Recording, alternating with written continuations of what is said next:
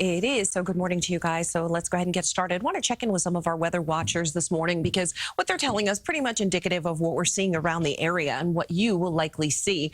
We're heading to Riverhead. This is Steve. He says it's 39 degrees and he's showing me an icon with rain. So obviously warm enough there to support some rain. Of course, as we head north and west, we're going to see some additional, doesn't matter. Point is, we are seeing some snow as we head north and west. Obviously, for some of our northern and western suburbs, things have been cold enough to support snow. And of course, they've continued to see it. So let's go ahead and get started. I want to show you the official temperatures. You see it there, 30 degrees in Monticello, 32 for Sparta with 36 for Edison. So we're looking at some of the coldest sort of areas here. And this is typical, right? These are typically the areas that are slowest to warm up. And so these are the areas that are coldest right now. So this is what we're seeing. It's a little bit of sort of spotty activity, if you will, because we are seeing in some cases some very, very light rain is the case in New York City. As we head a little bit farther to the north, a little bit of light mixing, but again, light sleet, light snow as well. Things start to fill in a little bit here over the next couple of hours,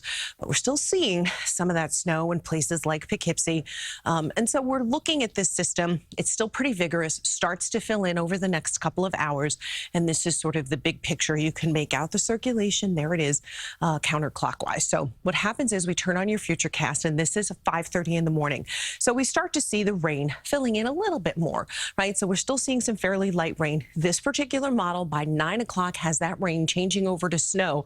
That's going to be in New York City. And for most of the area, the two exceptions really will be down the Jersey Shore. And then, of course, as we head out to Long Island, you will likely still be in the rain. Everybody else by 9 o'clock, according to this model, is already into the snow. At 1 o'clock, we're still looking at some snow here. Now, the thing is, most of the snow in and around the city is a little bit lighter, but we do have a band that is going to be heavier. Right now, it looks to be just off to our west.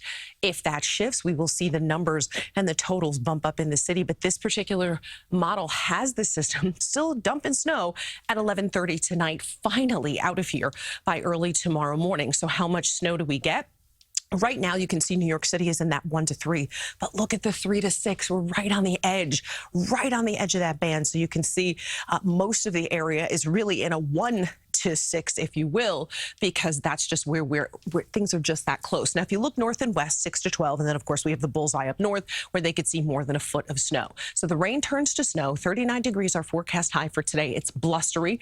Winds out of the northeast changing to the north, 10 to 25 miles per hour. Gusts, 25 to 30. So it's a cold rain and then cold, snowy, windy. Tonight, periods of snow. Then they finally start to taper off late. That's the good news. Tomorrow could see some leftover snow to the east, but for the rest of us, clearing and blustery. And your 7-day forecast looks like this. So this is the worst of it. Things do improve for the rest of the week, but it will still be cold.